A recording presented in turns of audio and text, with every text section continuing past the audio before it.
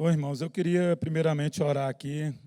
É uma alegria realmente estar falando aqui com os irmãos, estar compartilhando da palavra de Deus. A palavra de Deus é uma palavra maravilhosa, porque ela nunca volta vazia, né? Por mais que o interlocutor ache que vai voltar vazia, ela não volta vazia. Amém?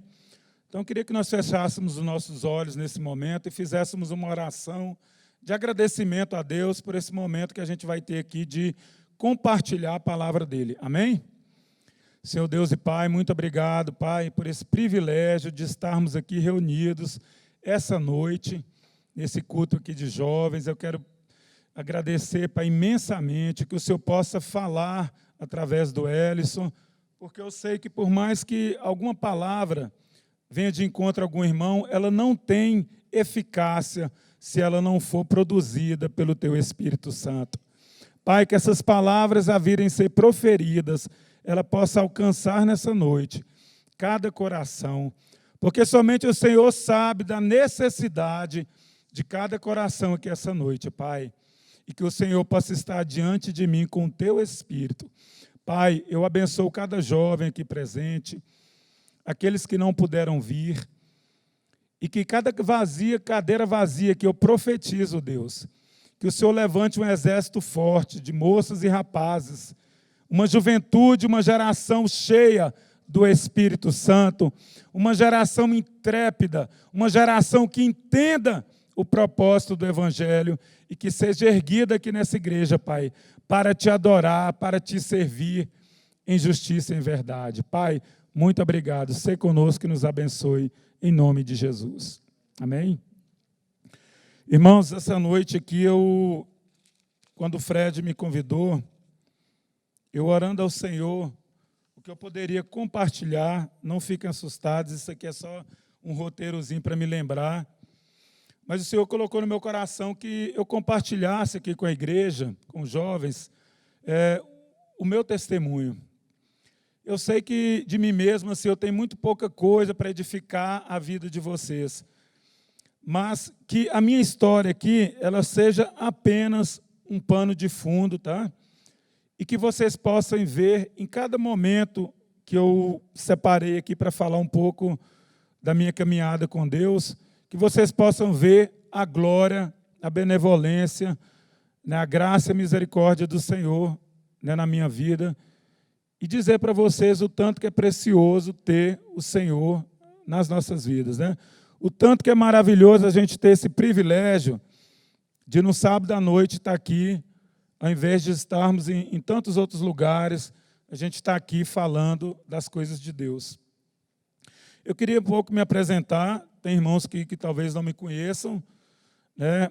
Alguns irmãos aqui já conhecem um pouco a minha história.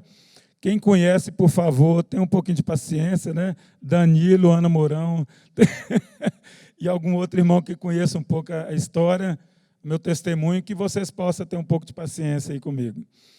Bom, meu nome é Elison, para quem não me conhece, eu sou membro aqui da comunidade há 20 anos, eu vim para cá em 91, por aí.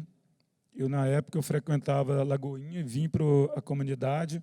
Um amigo me convidou. Na época, minha esposa ainda não estava aqui na comunidade, né? Ela era da Lagoinha e eu via conhecê-la algum tempo depois.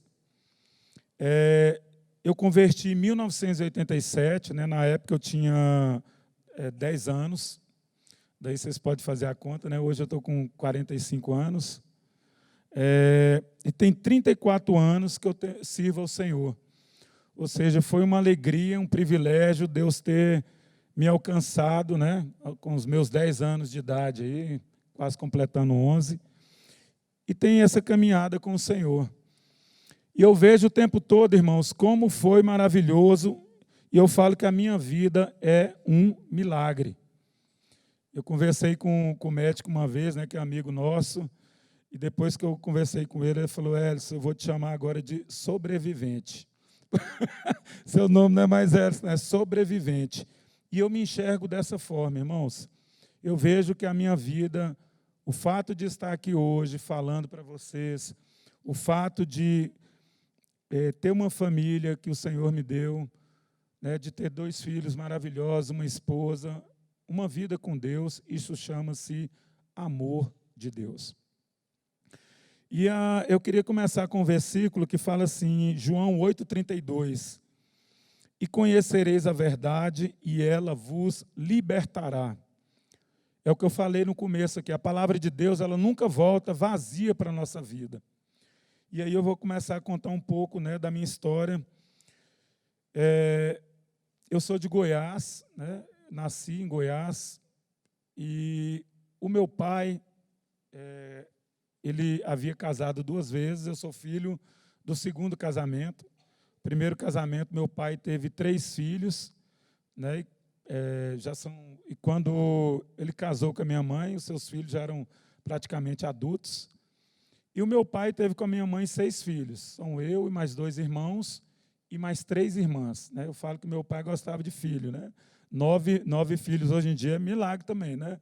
Ninguém tem 9 filhos hoje em dia, é muito difícil você ter alguém que tenha 9 filhos hoje. É no máximo 1, 2, e se eu for muito corajoso, 3, não é? Alguma coisa assim nesse sentido. Então, eu nasci, o meu pai tinha 60 anos de idade, ou seja, eu fui um filho temporão. Já pensou? Né? Meu pai tinha idade para ser meu avô. E eu pude desfrutar do meu pai muito pouco tempo. Eu perdi meu pai aos 14 anos e perdi minha mãe aos 15 anos. Ou seja, perdi meu pai num ano, no outro ano a minha mãe faleceu.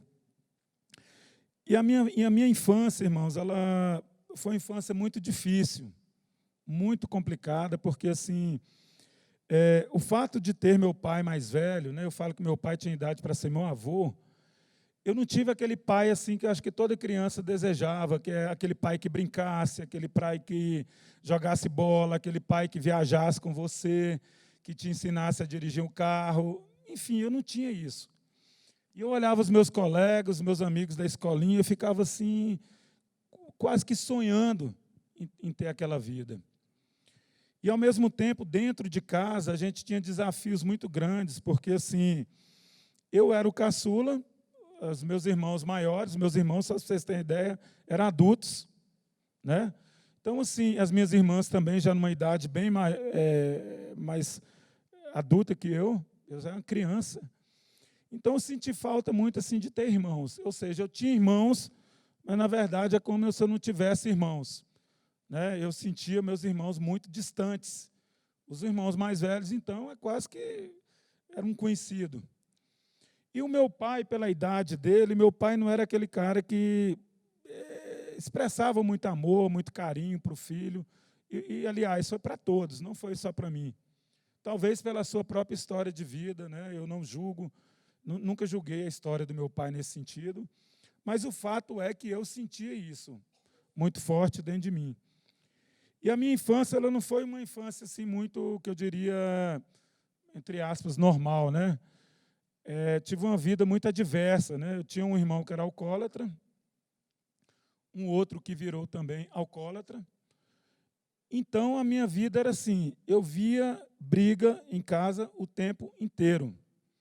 Eu me recordo que todas as vezes, por volta de 6 horas da tarde, a gente começava a juntar as coisas lá dentro de casa, porque o meu irmão chegava, brigava com meu pai e quebrava tudo. Então, eu lembro da minha rotina, a minha rotina era essa. Eu e minhas irmãs mais novas, a gente tinha que limpar a casa, porque o negócio ia ficar difícil mais tarde. E, paralelamente a isso, eu tinha uma irmã, que ela tinha doença mental. Na época, acho que os meus pais eles não assumiam muito esse estado dela. Talvez naquela época a medicina não fosse tão mais desenvolvida como hoje, né? Hoje em dia você tem tratamentos modernos. E a minha irmã ela foi diagnosticada alguns anos atrás, isso depois da morte dos meus pais, com bipolaridade aguda, ou seja, bem avançada. Então, minha irmã tinha surtos psicóticos e ela brigava muito dentro de casa. E a gente sofria muito com tudo isso. Por quê? Quando não era o meu irmão, era o outro irmão, e quando não era o outro irmão, era a minha irmã. Ou seja, nós não tivemos a atenção dos nossos pais. Então, assim, eu falo muitas vezes que, às vezes, eu me sentia como se fosse órfão de pais vivos. Porque a minha mãe, por mais que ela fosse tão amorosa, ela não tinha tempo de dedicar aos menores. Por quê? Ou ela estava cuidando do problema do mais velho, ou ela estava cuidando do problema do outro, ou ela estava cuidando dos problemas da minha irmã. Eu me lembro na escola que o meu sonho era poder mostrar o meu boletim para minha mãe. E eu falava, mãe, eu tirei 10 e quase tudo. E ela, que bom, meu filho. Ela me abraçava e ponto, porque ela tinha um tanto sério de problema para cuidar o tempo inteiro, todos os dias. E eu cresci nessa situação, irmãos. Assim, muita solidão, eu sentia muita solidão, apesar de ter 5 irmãos, né? Eu sentia solidão, apesar de ter pai e mãe. E eu sentia muita rejeição. Eu me senti muito rejeitado. Por muito tempo, isso me acompanhou. Porque eu via os meus pais, mas eu não sentia amor, eu não sentia cuidado, eu não sentia que eu existia ali naquele lugar. E a solidão e a rejeição foram sentimentos que perdurou muito, muito tempo na minha vida. E aí eu começo a contar o que Deus fez, né? Essa historinha toda é só uma historinha de fundo, tá? E aí Deus entrou na minha vida em 87. Como é que isso aconteceu? Esse irmão mais velho meu, que era alcoólatra, ele foi estudar em São Paulo. E eu me lembro que esse irmão meu, ele virou espírita lá em São Paulo, e ele foi morar num centro espírita. E ele começou a trabalhar, a estudar e tal, e ele queria muito encontrar Deus. Ele tinha sede de Deus, ele desesperado. Só que ele foi encontrar Deus, tentar procurar Deus num lugar que a gente sabe que o Senhor não está. E aí, rapidamente, ele teve uma sessão espírita que o espírito, né, desceu e falou assim, olha, esse cara está atrapalhando aqui dentro desse lugar. Você tem uma luz dentro de você que não combina, a gente não consegue fazer os nossos trabalhos aqui dentro. E isso, meu irmão não era cristão, meu irmão não conhecia de Deus, e ele foi expulso desse centro espírita. E aí uma igreja batista lá de São Paulo, eu creio que foi com certeza a obra do Senhor, alguns irmãos encontraram esse meu irmão lá, meu irmão estava numa depressão terrível, enfim, ele converteu e Deus começou a fazer uma obra muito linda na vida do meu irmão. Meu irmão tem mais de 30 anos que não bebe. Ele parou de beber literalmente de um dia para o outro após a conversão. Irmãos, quando o Espírito Santo ele entra na nossa vida, há uma mudança genuína. E o meu irmão converteu e ele passou algum tempo, ele voltou para a minha cidade. Na minha cidade chamava Porto Nacional. Assim, se você pôr no Google, vai encontrar. Mas é muito diferente, né, o nome. E depois que emancipou o estado de Goiás e Tocantins, minha cidade ficou para Tocantins. Mas eu falo que eu sou goiano até hoje. E meu irmão, quando voltou, meu irmão não bebia, o meu irmão estava diferente, meu irmão era outra pessoa, né? E todo mundo ficou assustado, né? Como que o Haroldo, ele chama Haroldo, hoje ele é pastor, ele coordena uma igreja lá em Olímpia, interior de São Paulo. É um homem muito usado pelo Senhor, com dom de milagres, maravilhas, um dom da palavra, do ensino. É um homem de Deus, realmente assim, transformado pelo Senhor. E isso tem há mais de 30 anos. E ele voltou para a minha cidade, tal, estou diferente, tal, parou de beber, o que aconteceu, E ele falou, eu conheci Jesus. E ele começou a falar de Jesus dentro da minha casa, né? Só que ninguém dava bola para o meu irmão.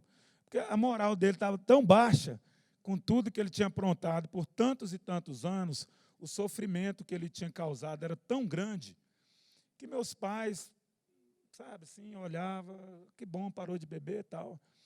Minhas irmãs não aguentavam nem ver meu irmão, né? E o outro irmão também não. E eu, o caçula, né, o molequinho lá, era o único que ouvia ele falar de Jesus. Aí ele chegava perto de mim e falava assim, Hélio, eu vou falar de Jesus para você. Você quer ouvir? Eu falei, eu quero. Tinha 10 anos.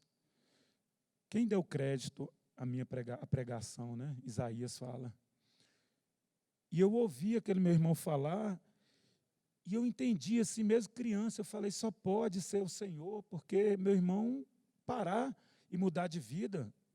Eu vi Deus, irmãos, na vida do meu irmão há 10 anos, quando eu tinha 10 anos de idade. Foi quando eu me converti. Ele falou, você quer seguir Jesus? Eu falei, eu quero. E eu lembro que na época ele frequentava a igreja Assembleia de Deus, e eu ia com ele toda semana. Nós íamos 2 vezes na semana, e o culto no domingo, escola dominical, ia domingo à noite, né, tal.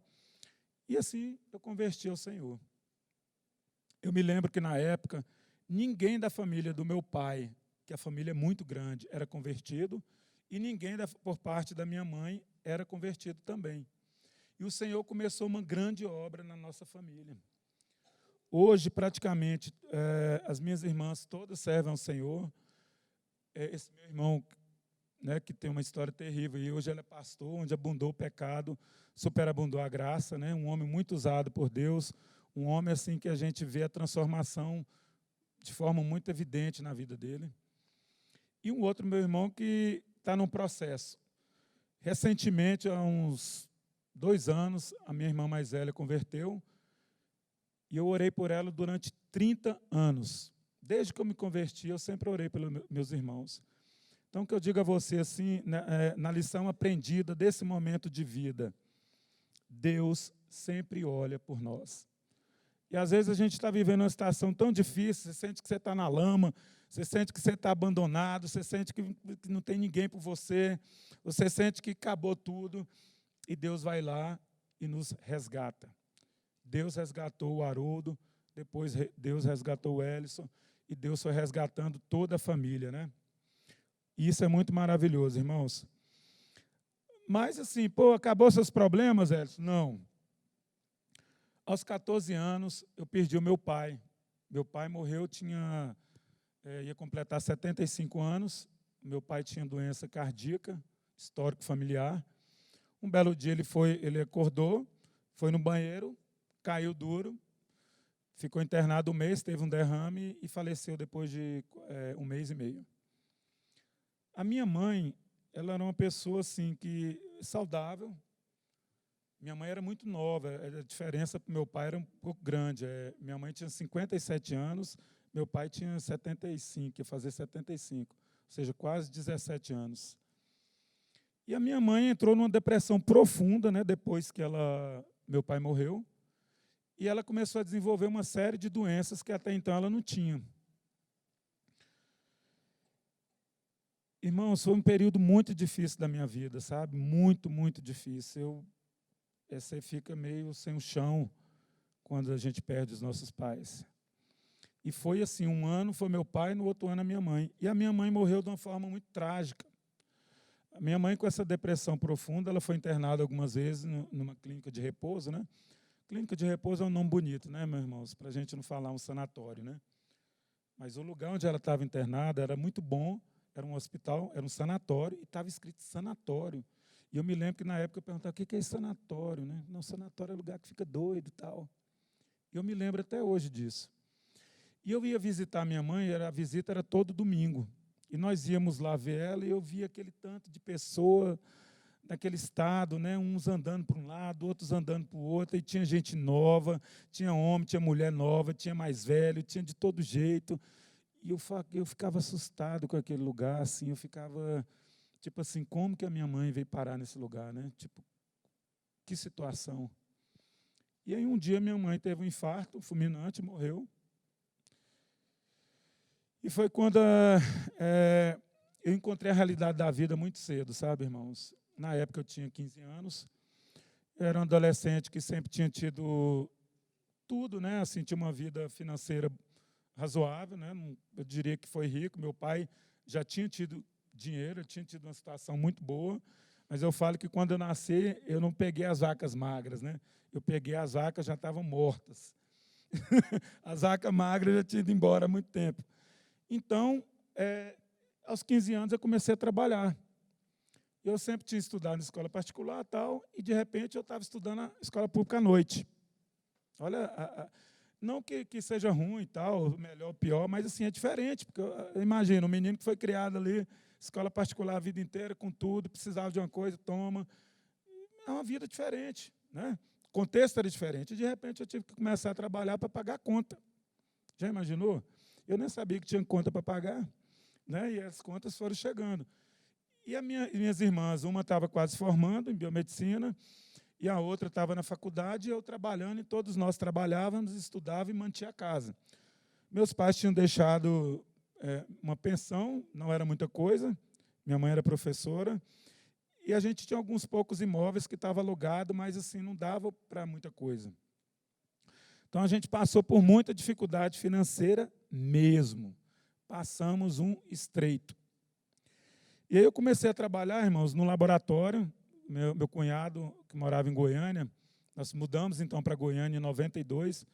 Comecei a trabalhar, e aí eu falei assim, gente, eu falei para meu irmão um dia, olha, eu não quero continuar trabalhando com isso aqui, né? E na época eu tirava sangue, fazia coleta de sangue. E eu era uma criança que assim, não podia nem ver sangue, que eu desmaiava, né? E minha irmã trabalhava na área, no laboratório de patologia clínica, né? De toda essa área de laboratório e tal. E meu cunhado deu uma oportunidade. Então, minha irmã trabalhava lá já, estagiava como biomédica. A outra, minha irmã, trabalhava na secretaria e eu trabalhava lá nesse negócio, porque ganhava um pouco melhor. E aí eu falei para minha irmã um dia, eu falei, ó, esse negócio para mim não dá. E aos 16 anos, irmãos, eu pedi demissão. Falei para minha irmã, olha, eu não quero continuar nisso aqui, não é minha praia, não é o que eu quero quero fazer engenharia.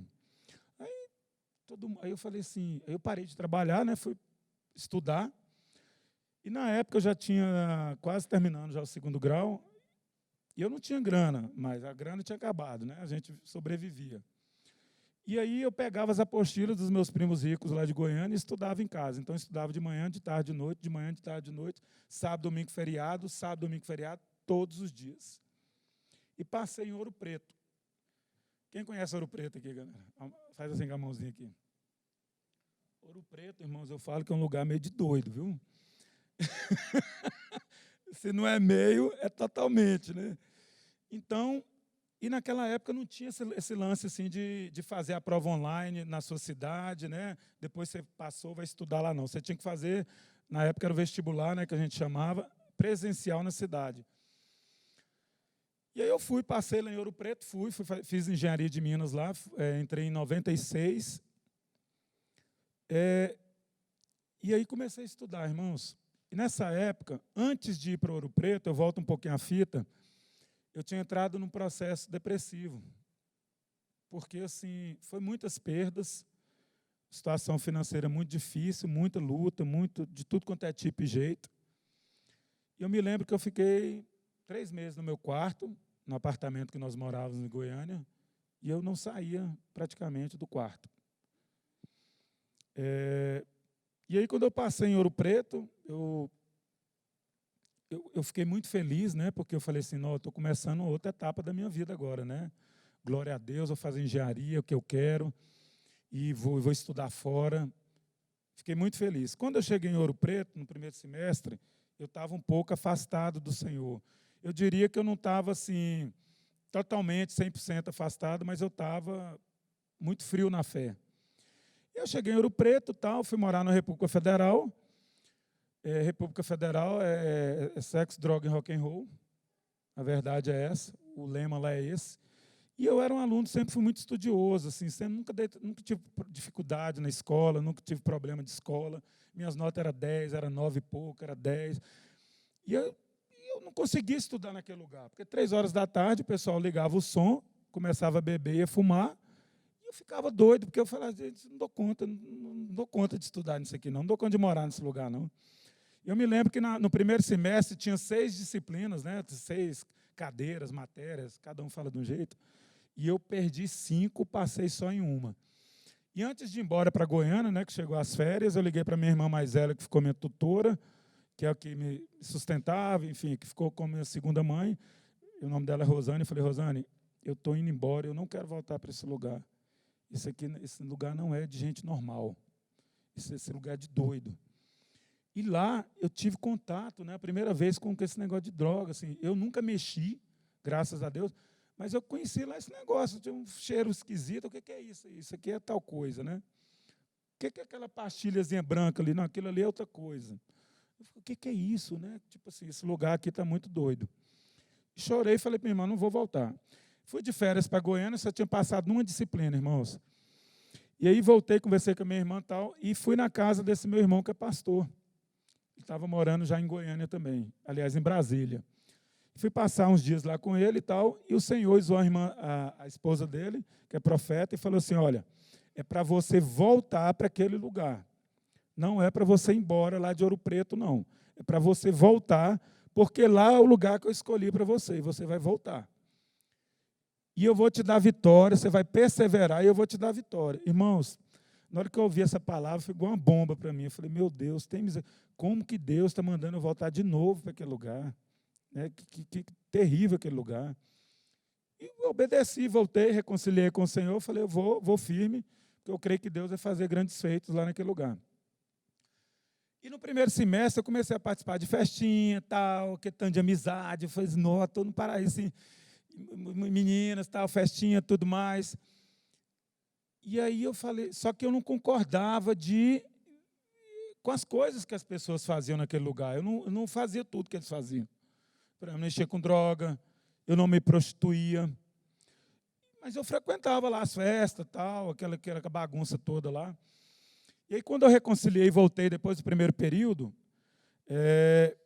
eu comecei a dizer não para tudo isso. Comecei a dizer não para a festinha, comecei a dizer não para a prostituição, que o convite é muito grande. Comecei a dizer não para frequentar alguns lugares. Eu falei, não eu sou cristão, tal, eu sirvo a Deus, minha vida está diferente agora. E quando eu procedi assim, irmãos, eu perdi todos os meus amigos, entre aspas, né, que eu falei, pô, esse agora está cheio de amigo, né? Nunca tive tanto amigo na vida, né? Entre aspas. E eu perdi todos os meus amigos, os meus colegas de sala, todos, sem exceção, agiam como se não me conhecesse e nunca tivesse me visto na vida, porque eles não aceitavam que o Elson não participasse mais daquilo tudo ali. Irmãos, eu formei em 4 anos e meio, eu tive que adiantar, eu tive que fazer 2 coisas. Eu tive que adiantar o período na faculdade que eu tinha perdido, e eu tive que puxar um período da frente, e eu tive que formar em 4 anos e meio. Por quê? Porque aos 24 anos, a pensão da minha mãe, que era parte do dinheiro que me sustentava, iria cortar. Eu lembro que eu estudava de manhã, de tarde e de noite. Então, eu fazia as matérias do meu período, eu fazia as matérias para trás que eu tinha perdido e eu ainda adiantava a matéria da frente. Então, enquanto os meus colegas tinham aula só de manhã, eu tinha aula de manhã, eu tinha aula de tarde, eu tinha aula de noite. E eu estudava que horas? Que horas que o Elson estudava? O Elson estudava de madrugada. Toda madrugada eu estava lá estudando. Então, minha vida foi assim, estudar. E aí eu saí da República Federal, fui montar uma república particular com mais 3 colegas, né, que era assim, entre aspas, mais normal, né, que não acostumou com aquela bagunça. E nós moramos numa república lá, dividimos as despesas, tal. E eu me lembro, irmãos, que mesmo não sendo República Federal, os meus colegas, eles não eram cristãos. Então, toda sexta-feira e sábado tinha festa. Só que as festas lá começavam 9 horas, 10 horas e terminavam às 5h30, 6 horas da manhã. Uma semana que você estudava de manhã, de tarde, de noite. Estudava de madrugada para fazer prova, porque você não tinha tempo de estudar durante o dia. Chegava final de semana, você não tinha como estudar. Eu me lembro, irmãos, eu tinha tanto temor do Senhor. E festinha em Ouro Preto, não precisa falar como que é, né? O esquema, né? Não vou nem falar aqui, meus filhos estão ali também. É diferente, né? Não é normalzinho igual essas aqui de BH. Eu não sei como é que é de BH hoje, que deve estar terrível também. Mas, na época, o negócio era bruto. E aí, o que acontecia? Eu ia para a rodoviária de Ouro Preto, eu saía de casa, assim, que era na hora que a festa começava, 10 horas, eu pegava um ônibus e ia para a rodoviária de Ouro Preto. Quem conhece Ouro Preto aqui? Acho que todo mundo já foi lá, né? Aquela rodoviáriazinha ali, todo mundo conhece. Eu ficava dentro da rodoviária até 11 horas da noite. 11 horas da noite a rodoviária fecha. E aí eu ficava do lado de fora, naquele frio de Ouro Preto, né? Todo mundo sabe que Ouro Preto é frio, né? E tem época do ano que é mais frio ainda. Eu ficava esperando até meia-noite para pegar o último ônibus para mim ir embora, porque quando eu chegava lá o pau estava quebrando e eu estava cansado, esgotado, eu precisava dormir. E aí, quando eu chegava, eu entrava dentro do meu quarto, trancava meu quarto e a festa continuava até 6 horas da manhã.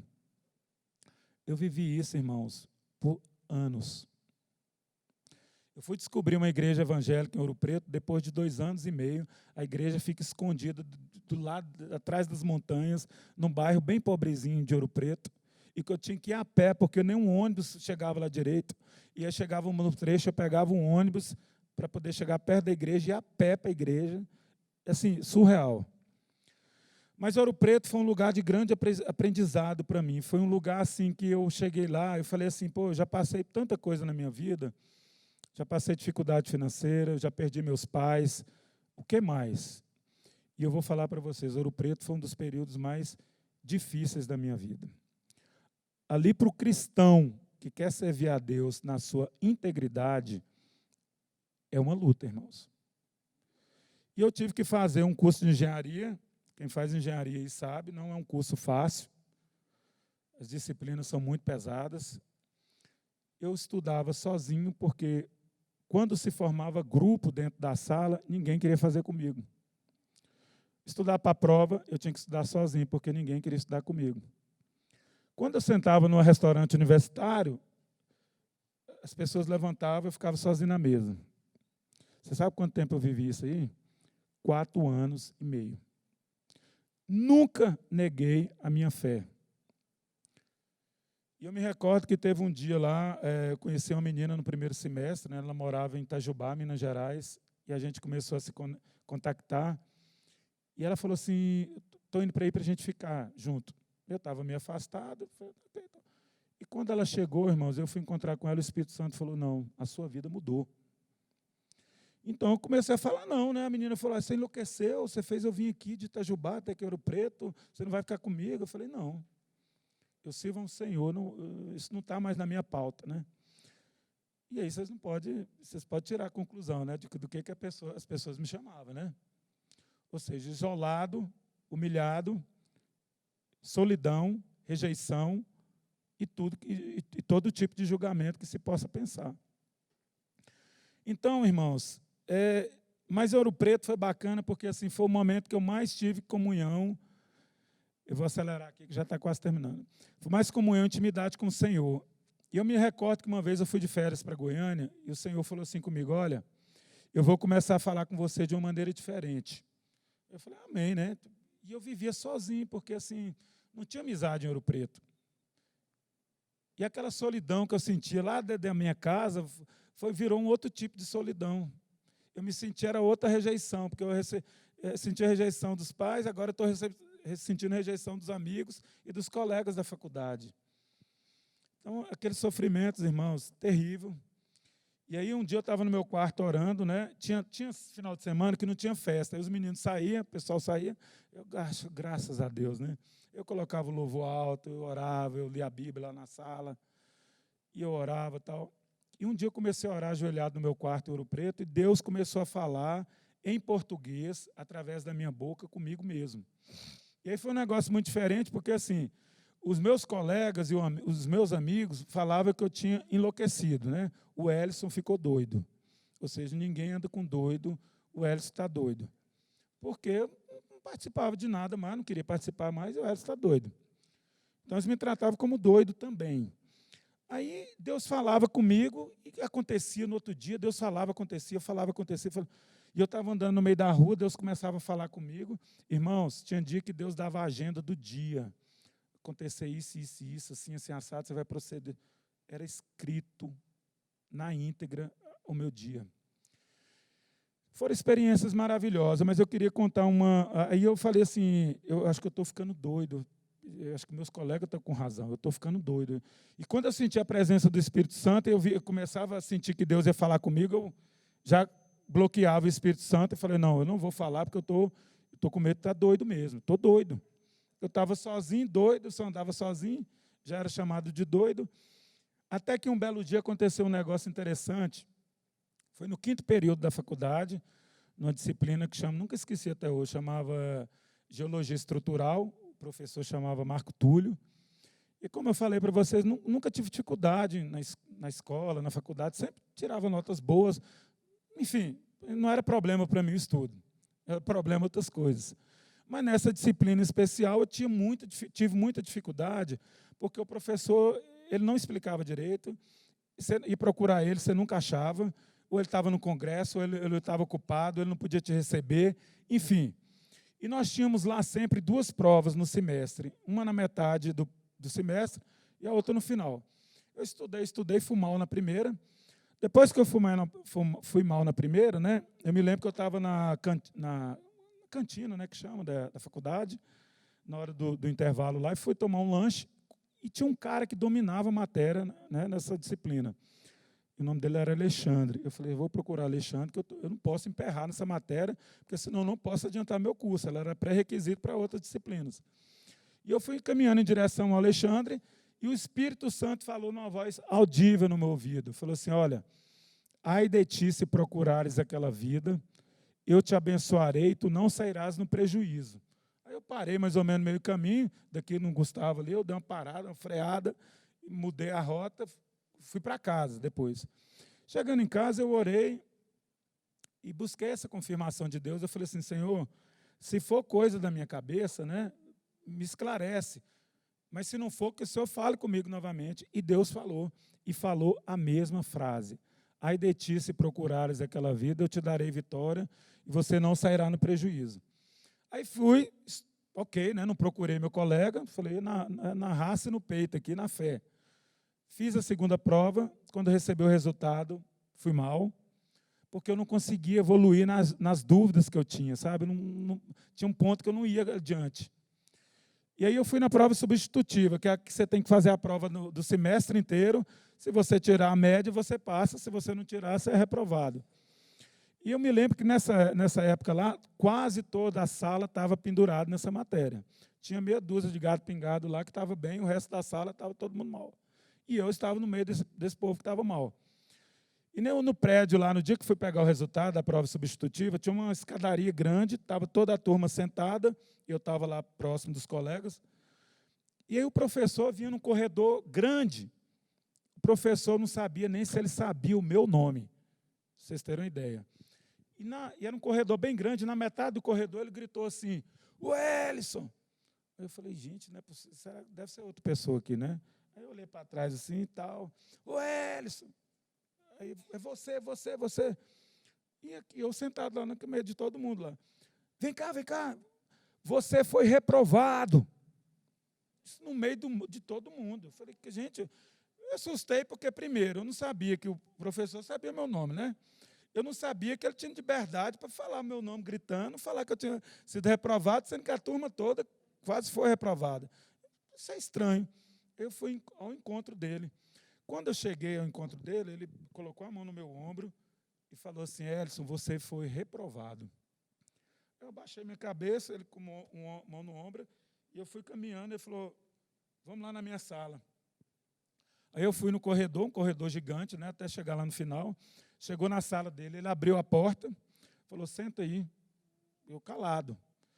Irmãos, na hora que ele falou a primeira vez para mim, colocou a mão no meu ombro e falou, você está reprovado.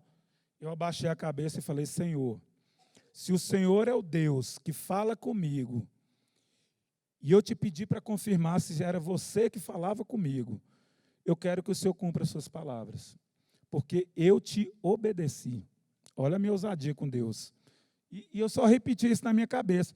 Quando ele abriu a sala dele, senta aí, tal, ele pegou a minha primeira prova, corrigiu a minha prova toda, tirou as minhas dúvidas, pegou a minha segunda prova, corrigiu a minha prova, me explicou o que eu tinha errado, pegou a minha prova substitutiva, que era o que valia para aprovar ou reprovar na altura do campeonato, me explicou tudo o que eu tinha errado, foi aumentando a pontuação em todas as questões que eu tinha acertado. na hora que ele terminou de me explicar, ele estendeu a mão para mim e falou assim: você está aprovado, pode ir embora e a gente fica por aqui.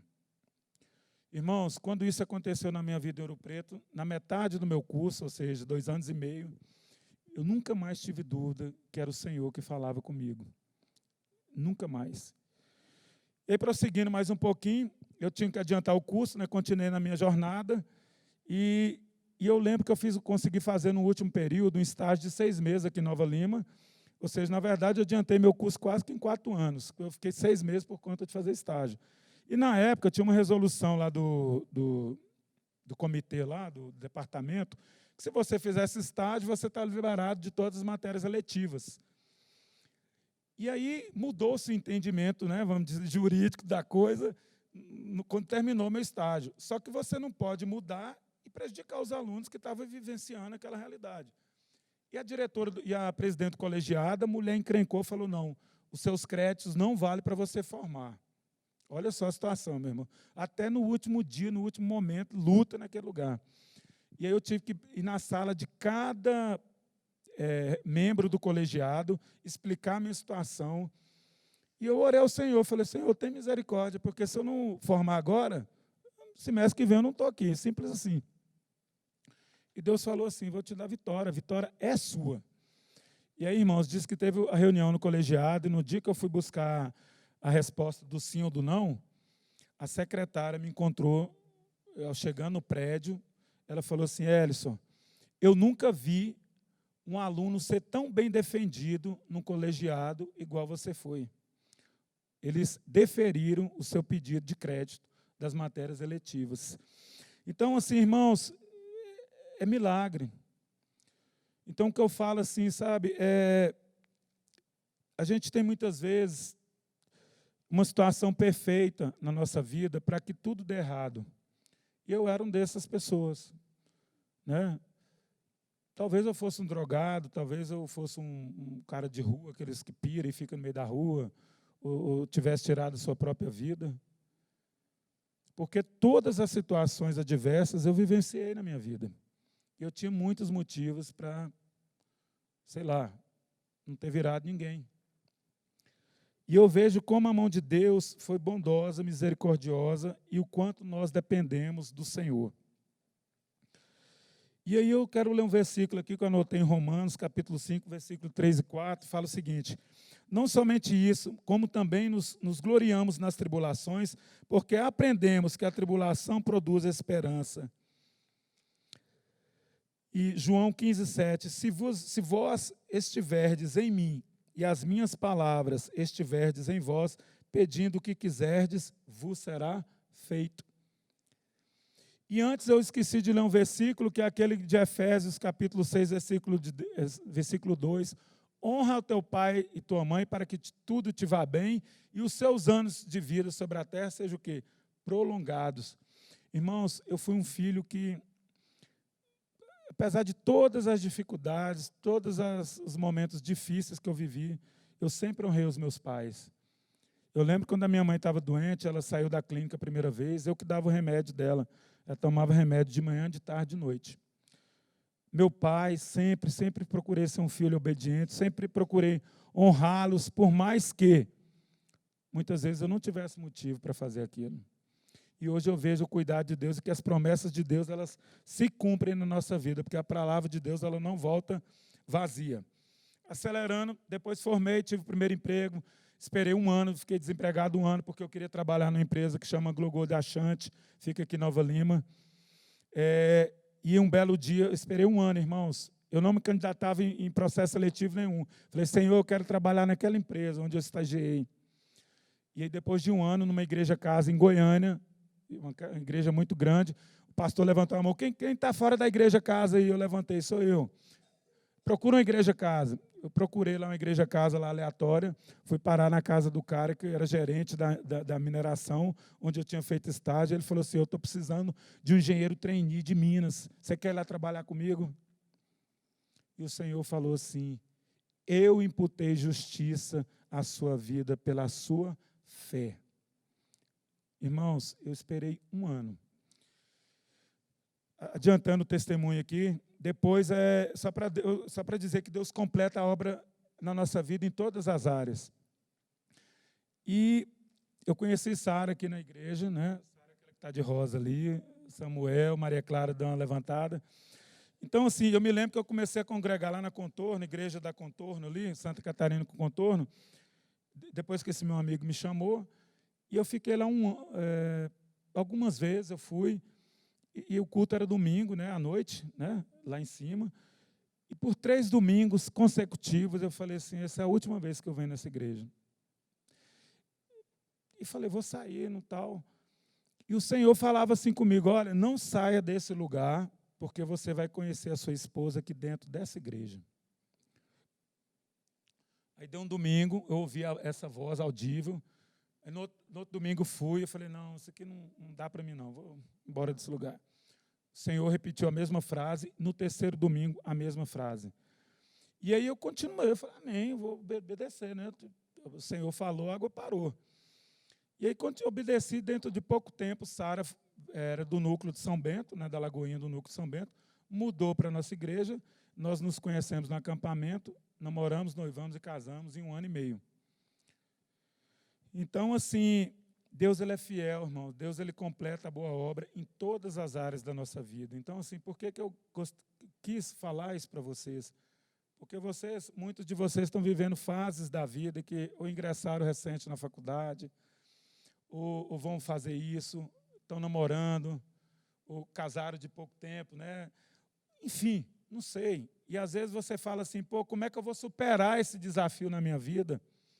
E eu quero dizer assim, irmãos, Deus faz nos superar o tempo inteiro. E só para concluir aqui, Gustavo, eu sei que já está estourando o tempo, aliás, já até estourou, mas eu acho que é importante para finalizar. E aí, quando eu casei, comprei um apartamento pequeno ali no Sion, 2 quartos. Eu mudei, fui transferido para o interior de Goiás, nessa empresa Anglo-Gold Achante. E aí, depois nós retornamos para Belo Horizonte, depois de 1 ano e meio. Depois eu morei em Paracatu 2 anos e retornamos para Belo Horizonte. Quando cheguei aqui, eu falei, Sara, esse apartamento está muito pequenininho. Tipo assim, mal cabe a gente aqui dentro. Vamos ter que comprar um lugar maiorzinho um pouquinho.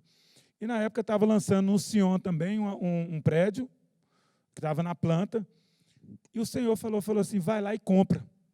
Aí eu peguei o dinheirinho que eu tinha guardado, e resto de acerto, na época eu tinha saído da Anglo-Gold, depois saí da Votorantim, 2 anos que trabalhei lá. E não era muita coisa, eu lembro que eram uns 40 mil naquela época, isso, muito tempo atrás. E aí eu cheguei lá, o cara, como é que é para comprar? O cara falou, não, você tem que dar umas intermediárias, 6 mil cada intermediária, e tal. E aí, depois a prestação financia, eu falei, amém. Então, eu fui lá e comprei. O Senhor falou, vai lá e compra. Eu que estou te dando esse lugar. Fui lá na fé, rasgando na fé, comprei. Primeiro mês na intermediária, aí perdi meu emprego. Perdi meu emprego, Sara grávida, de 9 meses, já tinha dado 2 né, acabou, já tinha comprado o negócio lá, e aí, 6 mil, aí no outro mês 6 mil, no outro mês 6 mil, e o dinheiro acabando. E aí chegou mais ou menos 1 mês e meio para acabar tudo, né? Aí eu falei, Senhor, aí conversava com alguns, vende apartamento, cara, vende, você vai fazer um distrato, vende tal, você não sei o quê. E eu orei ao Senhor, o Senhor falou assim, olha, da mesma maneira que eu falei para você comprar, sou eu que vou fazer você quitar e não venda. Irmãos, fui na fé. Deu o último mês, 6 mil de intermediária. E no próximo mês o dinheiro simplesmente ia acabar. E Sara grávida de 9 meses, esperando a filha. Você imagina o desespero da pessoa. Irmãos, eu me lembro que 15 dias para acabar o dinheiro, eu fiz um jejum de 48 horas, sem comer e sem beber, acho que nada. Aliás, eu não sei, acho que eu bebi água só, eu nem lembro direito. 48 horas, nunca tinha feito isso na minha vida. E eu falei, Deus, tem misericórdia, está acabando meu prazo. Acabou o dinheiro, o Senhor falou para não vender, não vou vender. Só que tal dia o dinheiro acabou. Simples assim, acabou. Irmãos, eu me lembro que eu terminei o jejum no domingo, comecei na sexta, no domingo. No domingo, o Senhor falou comigo dentro do meu quarto. terça-feira, antes do meio-dia, a porta de emprego que eu abri para você vai entrar em contato com você e essa é a empresa que eu separei para você trabalhar. Hoje eu trabalho na Vale, tem 11 anos que eu estou trabalhando na Vale.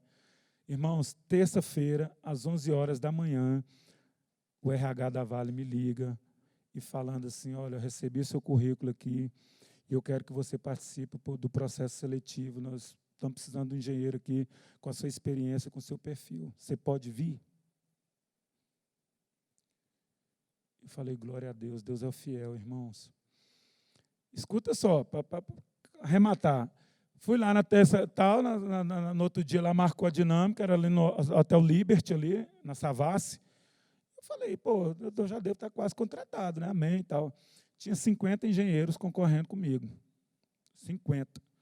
Tinha gente lá que já tinha morado em 3 países, falava 2 línguas, fora o português, e já fez não sei o quê, já não sei o quê, e eu lá, no meio daquele povo. Eu falei, amém, Deus falou, Deus vai cumprir, glória a Deus, aleluia. Passei, fiz uma dinâmica na parte da manhã, aí terminou a dinâmica da parte da manhã, a mulher do RH falou assim, ó, gerente de RH, vocês vão sair para almoçar, já está pago, vocês vão comer aqui no hotel mesmo, tá. De tarde a gente volta para a segunda parte da dinâmica, e o que acontece?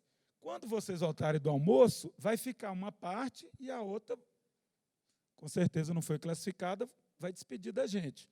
Igual coisa de Big Brother, né? Um tanto esquisito. Aí passamos a dinâmica lá, todo mundo saiu para almoçar. Aí na hora que chegamos todos do almoço, que era no hotel, a mulher falou assim, aí pegou uma lista assim, né? Fulano, Beltrano, Ciclano, Elison. Aí eu falei assim, gente, aliás, não falou meu nome, escolheu lá metade. Eu falei, nossa, tipo assim, estou entendendo, né? Porque o pessoal entrou todo para dentro da sala de novo, pensou um pouquinho, todo mundo com a cara triste, saindo assim. Aqueles eram os que tinham sido desclassificados. Aí entra de novo os 25 restantes para dentro da sala. E tinha, salvo engano, era menos de 10 vagas. Irmãos, eu fiz a segunda parte, aí no final, depois da dinâmica toda, eles deram o resultado. Aí foi chamando, meu nome estava lá nessa lista. Até o último momento, às vezes, irmãos, nós somos provados por Deus. Como está a nossa fé, como está a nossa convicção nele, né? E para concluir mesmo, eu queria só deixar um versículo aqui, que isso eu descobri na minha vida cristã, que é a única coisa que o Senhor não vai fazer, nem na minha vida e também não vai fazer na sua vida. Aí você fala, pô, Elis, que negócio é esse? Deus pode tudo. Eu falei, pode tudo, mas isso aqui Ele não faz e não vai fazer, e só depende de nós. Apocalipse capítulo 3, versículo 20. Eis que estou à porta e bato. Se alguém ouvir a minha voz e abrir a porta, entrarei em sua casa e com ele cearei, e ele comigo. Irmãos, isso é uma escolha. Onde que a gente quer chegar com a nossa caminhada cristã? Deus, Ele bate na nossa porta do nosso coração, que é a nossa vida. E se nós não abrirmos essa porta e deixar Ele entrar, fazer morada, cear conosco, cuidar de todas as áreas da nossa vida, Ele não vai fazer isso por você e Ele não vai fazer isso por ninguém. Essa parte nos cabe. Então, assim, irmãos, se há alguma área na sua vida que você não deixou Jesus entrar ainda, se arrependa e convide Ele para entrar. Ele só entra onde é convidado. Ele não vai chegar numa voadora lá e meter na porta, pé na porta, não. Não vai fazer isso. Agora, se você deixar Ele entrar, irmãos, eu quero te dizer o seguinte, que Ele vai fazer maravilhas, assim como todas essas maravilhas que Ele fez na minha vida, sabe? Eu sou muito grato ao Senhor. E hoje eu falo para os meus filhos, olha, a maior riqueza que o papai pode deixar para vocês é um ensinamento dessa palavra. Um dia o papai vai embora, um dia a mamãe vai embora, que eu já ensino que nós vamos morrer um dia. Eles têm que saber que nós vamos morrer, que senão sofre demais, né? Igual eu sofri. Mas no dia que isso acontecer, se um dia acontecer, vocês têm o maior tesouro da vida de vocês, que é o Senhor Jesus. E sabe por que é tesouro? Porque Ele vai cuidar de você para o resto da sua vida. Amém? Independente se papai ou mamãe estiver aqui, Ele vai continuar cuidando da sua vida. Tem 34 anos que eu perdi meus pais. Tem 34 anos que eu vejo cuidado genuíno, maravilhoso e toda a fidelidade de Deus na minha vida. Então, eu queria agradecer a oportunidade. Eu quero dizer para vocês, jovens, sejam fiéis e deixe Deus entrar em cada cômodo do seu coração, da sua vida, cada área, para que Ele possa fazer grandes feitos. Amém?